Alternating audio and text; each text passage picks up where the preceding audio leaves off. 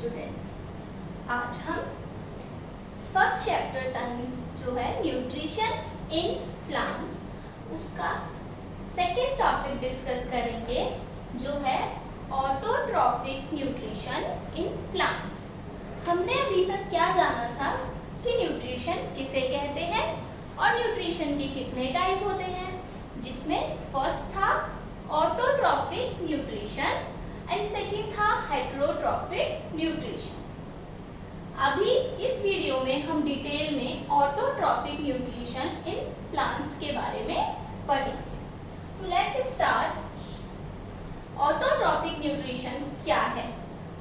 Auto that means self and trophic means nourishment, यानी self nourishment, ऐसा nutrition जिसमें खुद से अपना फूड प्रिपेयर किया जाता है उसे कहते हैं ऑटोट्रॉफिक न्यूट्रिशन। ऑटोट्रॉफिक न्यूट्रिशन किस में पाया जाता है? It is found in green plants. किस में पाया जाता है? ग्रीन प्लांट्स में। और इसी वजह से ग्रीन प्लांट्स को क्या कहते हैं? ऑटोट्रॉफ्स भी कहा जाता है। हम जानते हैं कि ग्रीन प्लांट में जो फूड सिंथेसिस होता है वो कहाँ होता है? लीफ में।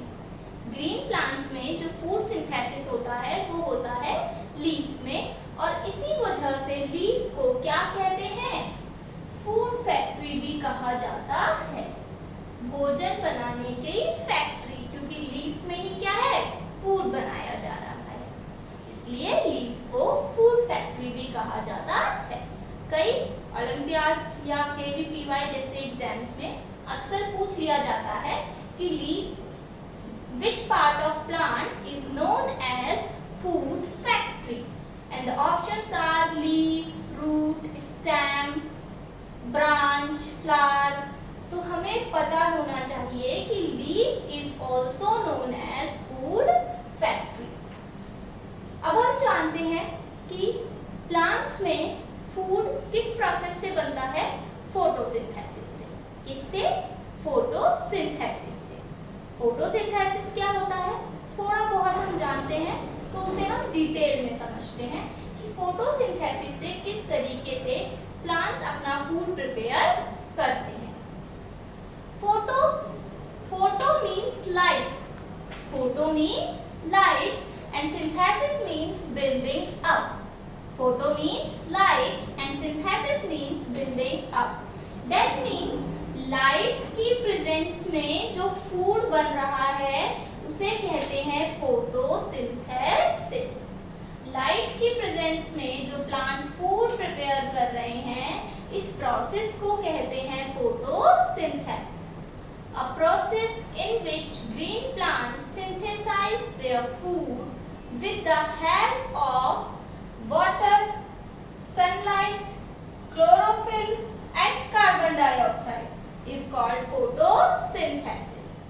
फोटोसिंथेसिस एक ऐसी प्रोसेस है जिसमें प्लांट खुद का फूड खुद प्रिपेयर करता है, लेकिन खुद फूड प्रिपेयर करने के लिए उन्हें प्लांट्स को 4 चीजों की रिक्वायरमेंट होती है। और वो 4 चीजें कौन कौन सी हैं? कार्बन डाइऑक्साइड गैस चाहिए, वाटर चाहिए, सनलाइट होनी चाहिए, और ग्रीन प्लांट्स जो होते हैं उनकी लीव्स में ग्रीन कलर किस वजह से होता है? क्लोरोफिल की वजह से। तो क्लोरोफिल भी प्रेजेंट होना चाहिए।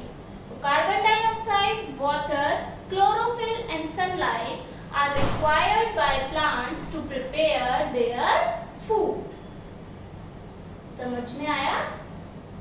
अब देखिए, ये मैंने फोटोसिंथेसिस की इक्वेशन लिखी है, प्रोसेस लिखी है कि कार्बन डाइऑक्साइड जब वाटर के साथ मिक्स होता है और क्लोरोफिल और सनलाइट प्रेजेंट है, सनलाइट तो एटमॉस्फेयर से मिलेगी और क्लोरोफिल लीव्स में, ग्रीन लीव्स में होता है, तो क्या बनेगा बच्चों? ग्लूकोज बनेगा और उसके साथ क्या निकलेगी? ऑक्सीजन। अब ये ग्लूकोज तो प्लांट का फूड है, जो प्लांट ने फूड प्रिपेयर किया है वो क्या है? ग्लूकोज। और ये जो ऑक्सीजन है ये प्लांट एटमॉस्फेयर में रिलीज कर देते हैं और इस ऑक्सीजन को फिर एनिमल्स और ह्यूमन कंज्यूम करते हैं। और एनिमल और ह्यूमन क्या रिलीज करते हैं? फिर कार्बन डाइऑक्साइड रिलीज करते हैं, और उस कार्बन डाइऑक्साइड को कौन लेता है? फिर वो वाटर के साथ मिक्स होता है और वापस से ग्लूकोज और ऑक्सीजन बनती है।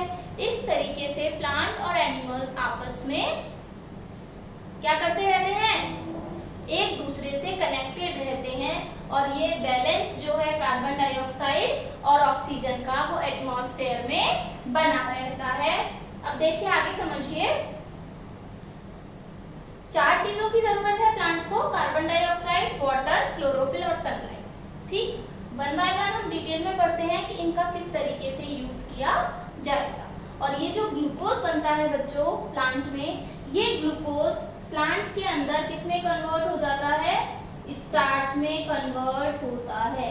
ये ग्लूकोज प्लांट के अंदर किसमें कन्वर्ट होता है, स्टार्च में, और फिर ये स्टार्च के रूप में ही, स्टार्च की फॉर्म में प्लांट के अंदर स्टोर रहता है।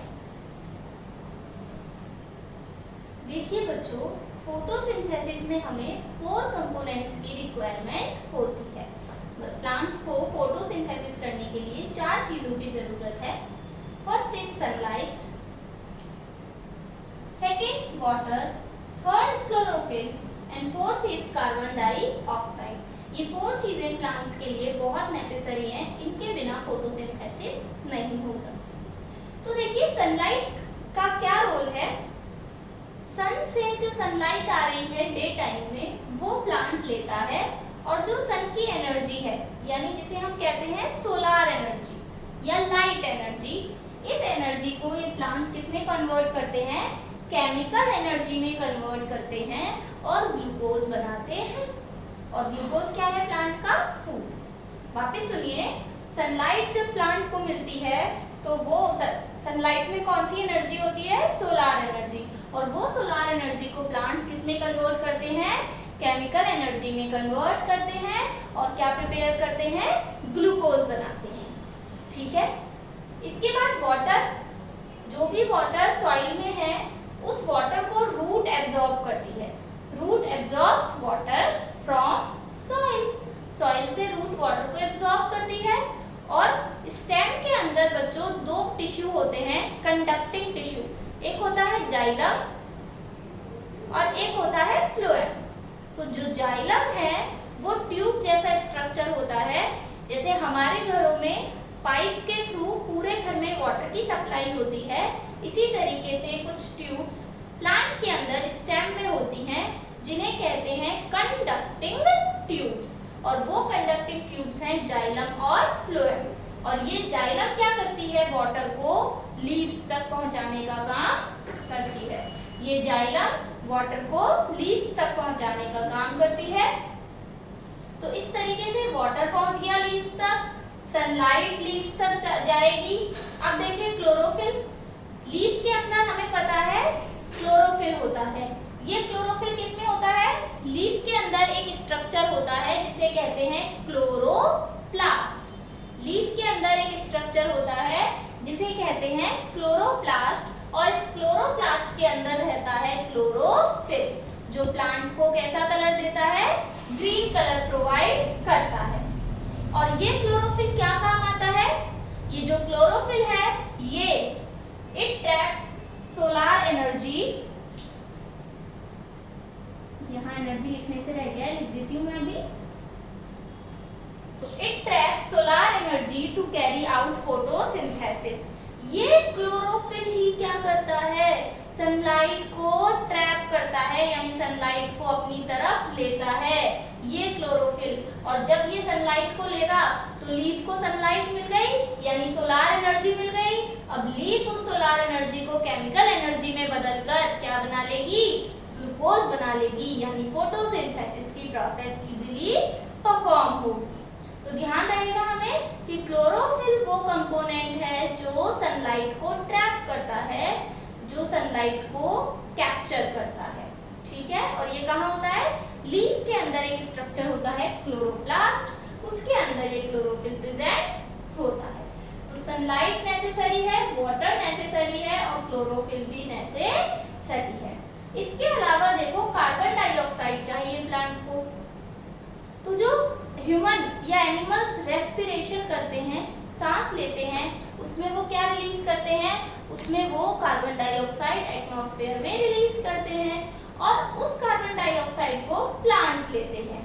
तो अब ये प्लांट में कार्बन डाइऑक्साइड कहाँ से एंटर होती है? प्लांट में बच्चों छोटे छोटे से लीव्स में पोर होते हैं, छेद होते हैं छोटे छोटे, जिन्हें कहते हैं स्टोमेटा। क्या कहते हैं जिन्हें कहते हैं stomata. Tiny pores present underside the leaf is called stomata. Tiny pores present underside the leaf are called stomata. यानी जो लीफ है हमारी, इस लीफ में नीचे की तरफ छोटे छोटे पोर्स होते हैं, उन पोर्स को कहते हैं स्टोमेटा। और इन पोर्स की हेल्प से बाहर से कार्बन डाइऑक्साइड अंदर एंटर करती है। प्लांट को जब कार्बन डाइऑक्साइड की जरूरत है तब वे पोर्स ओपन हो जाते हैं और इनमें से कार्बन डाइऑक्साइड एंटर करती है। लेकिन ये जो स्टोमेटा है, ये पोर्स है, इनकी opening and closing, in stomata की ओपनिंग एंड क्लोजिंग किस पर डिपेंड करती है? जैसे हमारी रक्षा के लिए क्या होता है? गार्ड होता है। इसी तरीके से इन स्टोमेटा को कब खुलना है और कब बंद होना है, इसके लिए इसको कंट्रोल करती है गार्ड सेल्स। कि कौन कंट्रोल करती है? Guard cells. तो जैसे ये छोटा सा पोर है, इस पोर के चारों तरफ देखिए, जैसे ये पोर है, ये मिड वाला क्या है? पोर। इस मिड वाले पोर के चारों तरफ दो होती हैं गार्ड सेल, और ये गार्ड सेल इसको प्रोटेक्ट करती है। देखिए डायग्राम से आपको बेटर समझ में आएगा। ये तो है पोर, ये वाला जो है ये क्या है? एक स्टोमा। स्टोमेटा बेटा प्लूरल शब्द है और स्टोमा जो है वो सिंगुलर शब्द है। तो स्टोमा एक पोर है, इसलिए मैं स्टोमा वर्ड बोल रही हूँ। और अगर बहुत सारे पोर्स की बात करेंगे तो हम क्या बोलेंगे? स्टोमेटा। तो ये जो स्टोमा है, इसके दोनों तरफ आपको ये किडनी जैसी बीन की शेप की गार्ड सेल्स दिख रही हैं। ये देखिए, ये मैंने दोनों गार्ड सेल बताई हैं। ये अंदर क्या है? ये एक पोर है और इसके दोनों तरफ क्या है? Guard cells. ये एक पोर स्टोमा और इसके दोनों तरफ क्या है? Guard cell. ये गार्ड सेल इसकी ओपनिंग और क्लोजिंग को कंट्रोल करती है। तो this is the diagram of open stomata and this is the diagram of closed stomata. ये क्या हुआ? दोनों गार्ड सेल श्रंक हो गई, सिकुड़ गई और स्टोमेटा बंद हो गया। और जब ये गार्ड सेल फूलेंगी, स्वोलन होगी, तो बीच में गैप रहेगा जिसे हम कहेंगे स्टोमा। अब ये स्टोमा खुला हुआ है तो कार्बन डाइऑक्साइड इजीली एंटर कर जाएगी। यहाँ स्टोमा बंद है तो कार्बन डाइऑक्साइड एंटर नहीं करेगी। तो डे टाइम में जब कार्बन डाइऑक्साइड की जरूरत होती है तो बीच बीच में स्टोमा की ओपनिंग और क्लोजिंग कौन कंट्रोल करती है? गार्ड सेल करती है। तो जब ओपन है स्टोमा तब गार्ड सेल सोलन है, फूली हुई है, और वरना गार्ड सेल क्या है? शंकन, सिकुड़ी हुई है। इसके अलावा इसके बीच में यहाँ वैक्यूल होता है और ये ग्रीन कलर का chloroplast. This is green colour chloroplast, this is vacuole, this is cell wall and ये है गार्ड सेल। हमें मतलब है किससे? स्टोमा से। स्टोमा की ओपनिंग और क्लोजिंग कंट्रोल होती है गार्ड सेल से। ध्यान रहेगा।